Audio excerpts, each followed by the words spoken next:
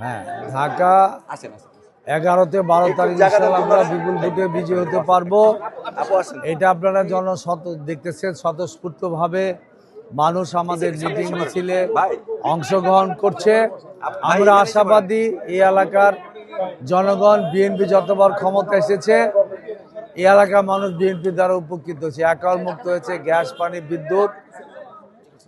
আমরা আগামী দিনে মাদক, সন্ত্রাস এবং চাঁদা মুক্ত একটা ঢাকা 11 আসন বানাতে চাই। সেটার উপর মানুষ আস্থা রেখেছে। ইনশাল্লাহ মানুষের ভোটে আমরা নির্বাচিত হলে মানুষের এই মঙ্গলের জন্য কাজ করব।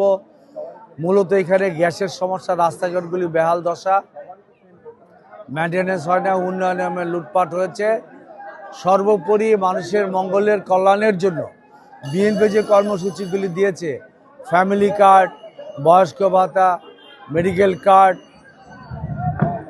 এবং কৃষক কার্ড এবং ইন্টারমিডিয়েট মেয়েদের ফ্রি, খাদ্যের বিনিময়ে শিক্ষা, এগুলি বাস্তবায়িত হলে দেশের মানুষের মঙ্গল হবে। আমি বিশ্বাস করি আগামী দিনে তারেক রহমানের নেতৃত্বে বৈষম্যহীন একটি কল্যাণ উন্নত রাষ্ট্র আমরা গঠন করতে পারবো। এবং ঢাকা 11 আসনের মানুষ আমাকে চিনে।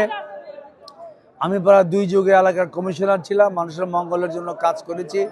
বিগত স্বৈরাচার বিরোধী আন্দোলনে আমরা খালেদা জিয়ার সাথে আপোষহীনভাবেই ছিলাম, শত মামলা মাথায় নিয়ে আপোষ করি নাই। সুতরাং আমরা যেটা বলি এটা করি, মানুষ সেই কথার উপর আস্থা রেখেছে। ইনশাল্লাহ আমরা বিজয়ী হব। আর যে কথাটা বললেন যে কোর্ট থেকে খারিজ হয়েছে, শুনেন, মিথ্যার পিছিয়ে দৌড়ে তো লাভ নাই।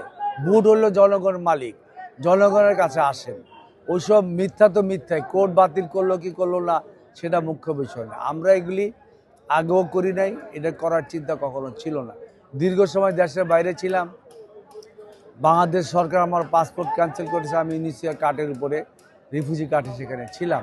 আমার নিউজিল্যান্ডে তারা রিসেটেলমেন্ট করেছিল, ওটা ফাইনাল হওয়ার আগে হাসিনার পতন হয়, আমরা ওগুলি সারেন্ডার করে চলে এসেছি।